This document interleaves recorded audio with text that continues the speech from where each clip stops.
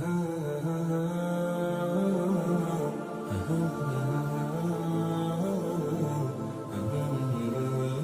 اللہ الرحمن الرحیم۔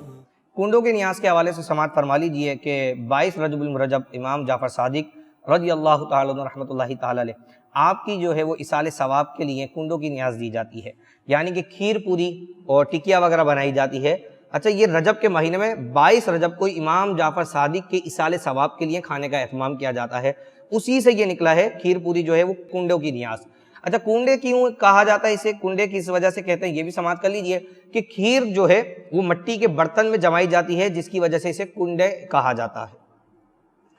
تو